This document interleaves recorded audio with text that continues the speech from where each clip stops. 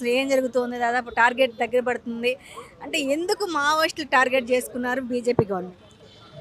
మావోయిస్టులని target చేసుకోవడము అని అంటే అక్కడ మావోయిస్టులు టార్గెట్ కాదండి. ఆ అడవుల్లో ఉన్నటువంటి ఖనిజాలు, ఆ ఖనిజాలకి రక్షణగా ఉన్నటువంటి వీళ్ళు. అది అంటే ఖనిజాలని, అక్కడ ఉన్నటువంటి ఖనిజాలని బహుళజాతి కంపెనీలకు అప్పజెప్పడం కోసం, కార్పొరేట్ కంపెనీలకు అప్పజెప్పడం కోసం చేస్తున్నటువంటి ఒక విధ్వంసం అది. ఆ విధ్వంసానికి అడ్డంగా వాళ్ళు ఉన్నారు కాబట్టి వాళ్ళ మీద దాడి జరుగుతున్నది. అంత తప్పితే మావోయిస్టుల మీద అంటే అంత పెద్ద ఎత్తున తీసుకున్న ప్రోగ్రాం అయితే కాదు. అక్కడ ఉన్న ఖనిజాలని వాళ్ళకి అప్పచెప్పడం కోసం చేస్తున్న యుద్ధం మాత్రమే అది. అంతం చేయాలన్న ఒక ఉద్దేశం తప్ప మాకు ఆ ఖనిజాలు అక్కడ ఉన్న ట్రైబల్తో మాకు పని లేదు అంటున్నారు.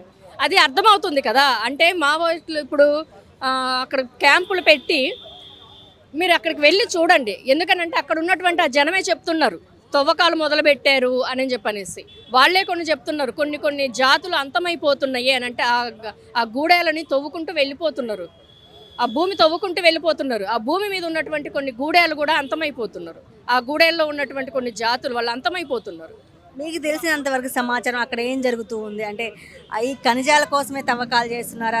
అంటే ఒకటేంటంటే దాదాపు ట్రైబల్ ఉమెన్ మీద అరాచకాలు జరుగుతున్నాయి, వార్త కూడా బయటకు వస్తుంది. అసలు ఏం జరుగుతుంది కర్రగట్టుల్లో? అది నిజమే కదా. ట్రైబల్ మీద కూడా దాడి జరుగుతుంది. అంటే అక్కడ ఉన్నటువంటి ముఖ్యంగా మెయిన్ అదేనండి, ఖనిజాల కోసం జరుగుతున్నటువంటి దాడి మాత్రమే. అది భవిష్యత్తులో అర్థమవుతుంది కూడా, భవిష్యత్తు కాదు ఇప్పుడే అర్థమవుతుంది కూడా. ఎందుకనంటే అక్కడ నిజంగానే కింద ఉన్నటువంటి ఖనిజాల కోసం తవ్వకాలు మొదలుపెట్టారు. ఇప్పటి నుంచే అర్థమవుతుంది అదంతా. కానీ వాటన్నింటికి వీళ్ళు అడ్డంగా ఉన్నారు కాబట్టి వాళ్ళ మీద ఒక విధ్వంసమైన దాడి జరుగుతున్నది. అది గవర్నమెంట్ చెప్పినంత మాత్రాన అబద్ధం నిజమైపోదు. నిజం అనేది ఖచ్చితంగా ఉంటుంది. అది అక్కడ జనం మాట్లాడుతున్నారు ప్రతిరోజు కూడా, ప్రతిసారి కూడా అక్కడ ఉన్నటువంటి జనం మాట్లాడుతున్నటువంటి వాళ్ళే. ఇవి అబద్ధపు ప్రచారాలు కాదు. కాబట్టి గవర్నమెంట్ చేస్తున్నటువంటి ప్రచారం ఏదైతే ఉందో అది చాలా తప్పుడు ప్రచారం. దాదాపు కరగట్ల 5,000 మంది సిబ్బందితో జాతీయ జెండాని కూడా ఎగరవేయడం జరిగింది. అంటే అక్కడ ఉన్న వాళ్ళు ఇండియన్స్ కాదా? అదే కదా ఇప్పుడు వచ్చింది. అంటే అక్కడ ఉన్నటువంటి వాళ్ళు ఇండియన్స్ కాదా అని అంటే అది మేము అడగాల్సినటువంటి ప్రశ్న. అది ఇండియన్స్ కాదా? ఎందుకని ఎక్కడో బార్డర్లో ఉన్నటువంటి బలగాలన్నీ కూడా ఇక్కడికి వచ్చి మధ్య భారతంలో వచ్చి అక్కడ క్యాంపులు పెట్టి ఎందుకు చేస్తున్నారు దాడి? నిజంగానే వాళ్ళు భారతీయులు కాదా? ఈ దేశస్తులు కాదా? ఆదివాసులు ఈ దేశస్తులు కాదా? సరే మావోయిస్టులైనా ఈ దేశస్తులు కాదా? ఈ దేశం వాళ్ళే కదా. మన దేశం మీద, మన దేశ పౌరుల మీద మన దేశ పాలకులే చేస్తున్నటువంటి దాడే కదా అది. నిజంగా మేము అడగాల్సిన ప్రశ్న అదే. అడవి సంపదని కాపాడే ముద్దు బిడ్డలు ట్రైబల్స్. అలాంటి ట్రైబల్స్ మీద ఎందుకు ఈ పోరాటం? అడవి నిజంగా మూలవాసులు ఎన్నో ఏండ్లుగా అక్కడ ఉండి జీవనం సాగిస్తూ వాళ్ళకు అవసరమైనటువంటి చిన్న చిన్న కర్రలు కొట్టుకుంటారు తప్పితే వాటిని వాళ్ళు వ్యాపారంగా ఎప్పుడు మలుచుకోలేదు.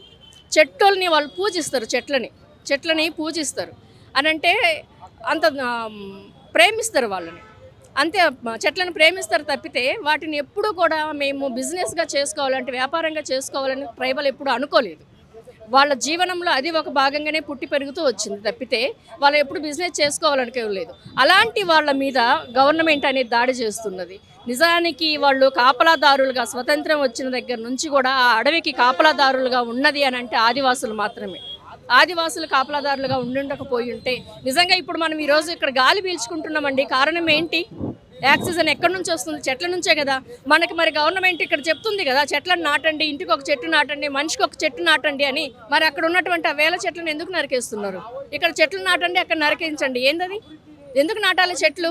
మంచి ఆక్సిజన్ కోసమే కదా, వర్షాల కోసమే కదా, మంచి వాతావరణం కోసమే కదా, పర్యావరణం మంచిగా ఉండాలనే కదా. మరి అంత మంచిగా ఉండాలని కోరుకునే ప్రభుత్వము మరి అక్కడ చెట్లను మాత్రం ఎందుకు నరికేస్తుంది?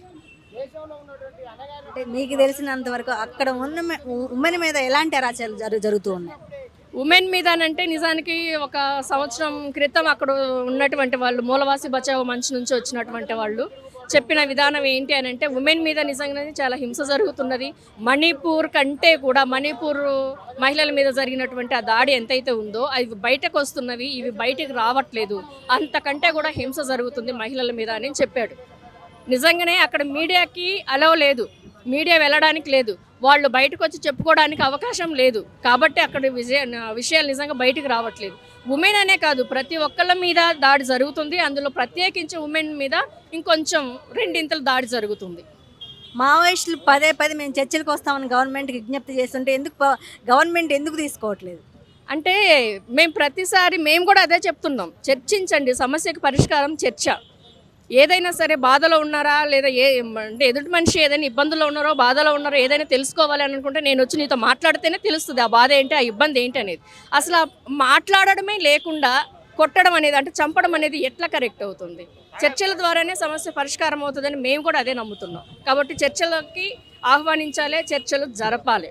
ఇప్పుడైతే ప్రస్తుతం కర్రెగుట్టల్లో ఉన్నటువంటి ఆ బలగాల్ని వాపస్ తీసుకొని రావాల్సినటువంటి బాధ్యత రేవంత్ రెడ్డి మీద ఖచ్చితంగా ఉన్నది.